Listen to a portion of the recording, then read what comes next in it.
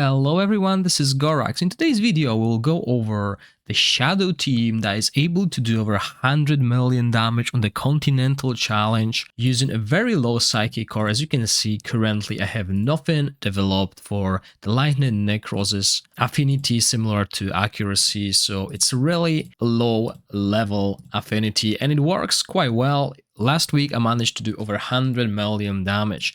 And before I show you the fight and the strategy, I will go over the equipment and why this team works. So yes, you can see Ozul here, but Ozul doesn't have the exclusive artifact. However, this team will not do that kind of a damage without Ozul. You can try Asphalta, you can try other damage dealers, and it will just not work the same way as Ozul. Ozul is really strong. Ozul is OP at this Continental boss, and as you can see here, we're not even using a tank and we're using low level shielder, but there's something important and that's why we have this shielder here. So let's go over the equipment quickly. As you can see, I'm using Ozul with second, I would even say the best artifact for Ozul. The exclusive artifact has very similar damage results compared to Shadow Spawn. Shadow Spawn is just amazing and can be utilized by any other hero as well. The crit rate is huge. So I'm not sure if you're aware, but the Emperor set is the best against these bosses. These bosses have really low basic stats, so we're utilizing the extra damage that comes from this set and it works wonders. You could try Rhapsodist here for attack speed increase, but the damage will be way lower. I tried both of them during my live stream tests.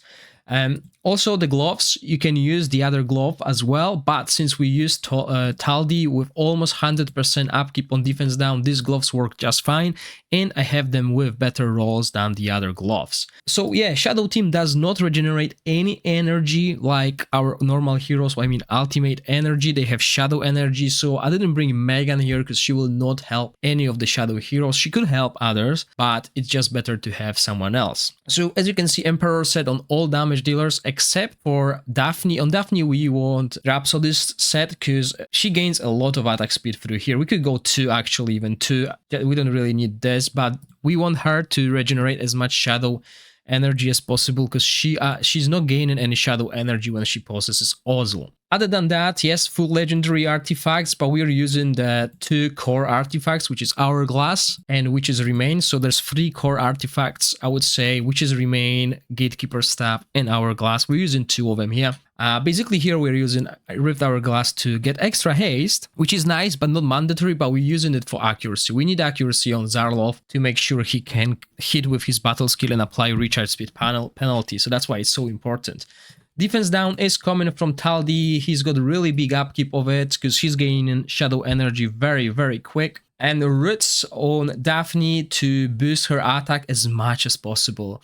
On top of that, we're using pipe organs on Gladros so he can give 10% of his attack to Daphne so she can transfer 35% of her attack to Ozul. Now, to make this all work, we're not following with any of the cooldowns here. We don't really care about rotation because most of these heroes will just cast their skills whenever. We're not looking for anything, and you'll see that in action.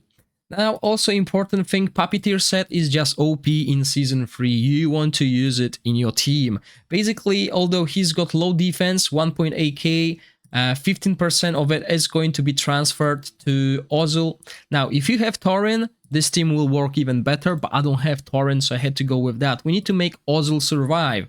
And to do that, we also need to put some defense runes. So I've put a defense rune with crit rate and some defense as well to make sure he can survive. That's the most important thing. You need to make Ozul survive. Once you achieve that, your damage will be tremendous. And that's basically it when it comes to equipment. Zarlov gives us 24% attack aura, which is quite important.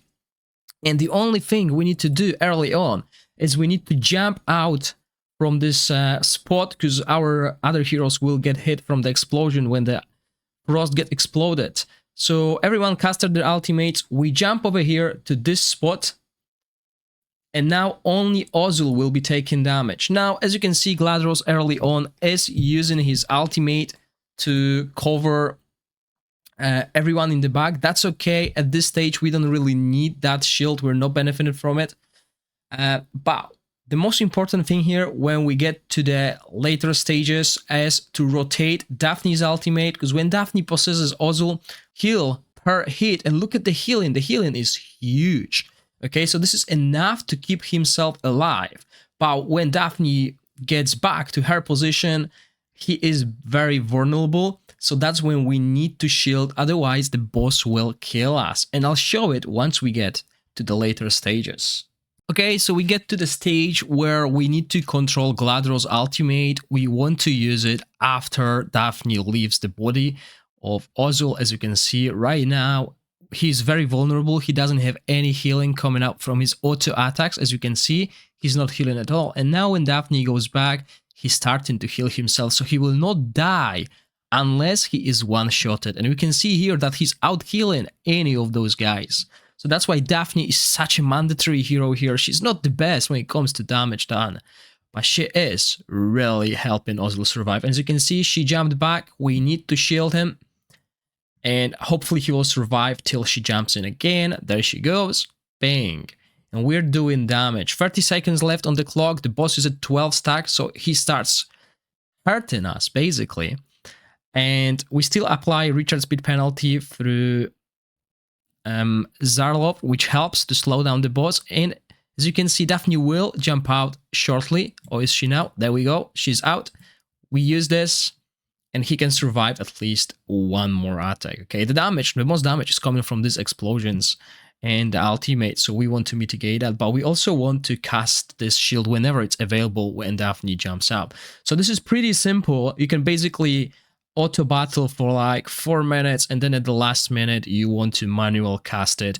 And as you can see, Ozul is not dying from a single hit, and this gets us to around 100 million damage with low affinity. As you can see, 99 million. I can still increase that damage, and that's what I'm going to do in the next days. I'll increase the affinity, and once it is Thursday, I'll save it. I hope you enjoyed the video. If you do, please click the like button and consider subscribing to my channel. As always, thank you for watching. Stay safe. Bye!